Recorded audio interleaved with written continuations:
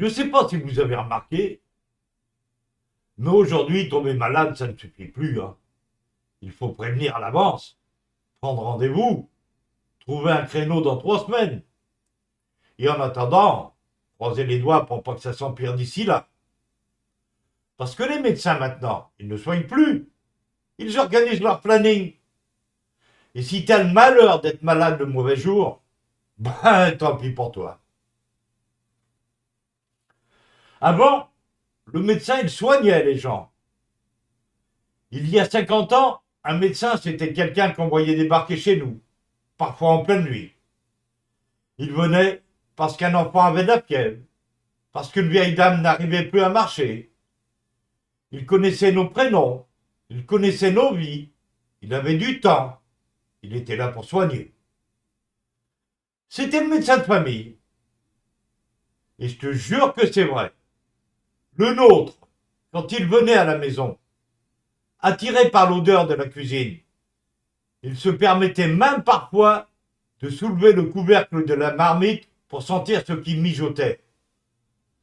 C'était comme ça, simple, humain, présent. Aujourd'hui, c'est un agenda, une appli, un code à scanner. Il faut prendre rendez-vous pour être malade. Essayez donc d'avoir un médecin aujourd'hui. Vous appelez, vous tombez sur une secrétaire, ou pire encore, sur une plateforme.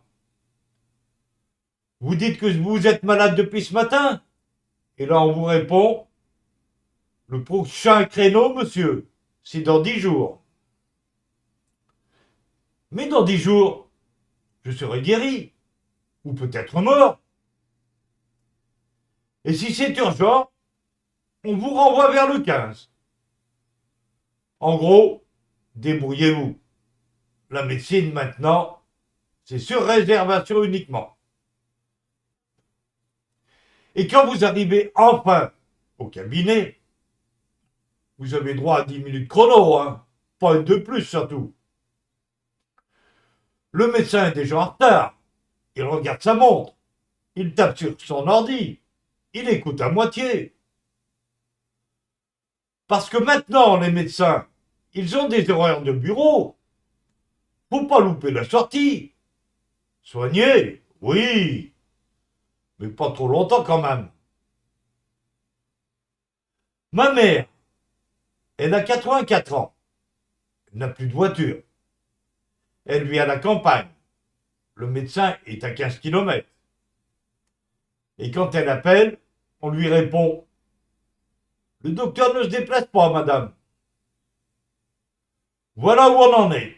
Une femme âgée, malade, doit supplier pour qu'on l'emmène. Elle n'a plus le droit d'être soignée chez elle. Avant, c'est le médecin qui venait. Aujourd'hui, c'est au malade de se débrouiller, même s'il est seul, même s'il tient à peine debout. Ça, c'est pas de la médecine, c'est de l'abandon. L'autre jour, ma mère, oui, toujours elle, jambes gonflées, elle a du mal à marcher. Elle en parle au médecin. Il lui prescrit des médicaments. Alors elle lui dit: vous voulez que je vous montre mes jambes? Et le médecin répond: non, non, pas besoin, madame. Pas besoin de regarder, pas besoin de toucher, pas besoin de voir. On soigne à l'aveugle, les yeux sur l'ordi. On prescrit, on imprime et on passe au suivant. C'est ça la médecine moderne. Un diagnostic sans contact. Le vrai problème, c'est les médecins. Oui, oui, je le dis clairement. Le problème, c'est les médecins. Pas les lois, pas les réformes, les médecins eux-mêmes. Ils ne veulent plus se déplacer. Ils ne veulent plus faire d'urgence. Ils s'installent dans les grandes villes, là où c'est rentable. Ils veulent les avantages du médecin sans les contraintes. Et pendant ce temps-là, les malades attendent. ou renonce. On ne se soigne plus, on trie. Avant, on devenait médecin pour aider, pour soigner, pour être utile. Aujourd'hui, on choisit sa spécialité selon le salaire. On s'installe en ville parce qu'il y a plus de clients. On cherche le confort, les horaires, l'argent. La médecine est devenue une entreprise privée, bien installée, bien rentable. On ne parle plus de vocation, on parle de business. Et tant pis pour ceux qui vivent loin, tant pis pour les pauvres, tant pis pour les vieux. Et le serment d'Hippocrate, on en fait quoi? Tu sais ce que dit le serment d'Hippocrate que tous les médecins lisent le jour où ils entrent dans le métier? Je te lis juste quelques lignes, ça vaut le détour. Je donnerai mes soins à quiconque me les demandera. Je ne me laisserai pas influencer par la soif du gain. Je respecterai les personnes, leur dignité, leur intimité. Je ferai tout pour soulager les souffrances. C'est magnifique ça, hein? Mais en vrai, faut arrêter de rêver. Ce serment, ils s'en foutent. Ils sont pas là par vocation. Ils sont là par rapport du gain. Leur priorité, c'est leur confort.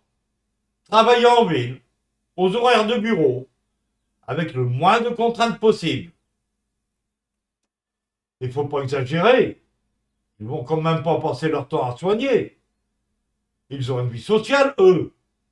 Leur petite vie tranquille, après le cabinet. Soigner, c'est devenu secondaire. C'est ça, la médecine moderne. On nous dit que la médecine progresse, qu'on a des applis, de la télémédecine, de l'intelligence artificielle. Mais à quoi ça sert si plus personne ne prend le temps de regarder, d'écouter, de toucher, de soigner? Avant, un médecin était un repère. Aujourd'hui, c'est un prestataire distant qui ne répond que si tu as pris rendez-vous à l'avance. On est en train de perdre quelque chose d'essentiel. Et le pire, c'est que tout le monde fait semblant de trouver ça normal.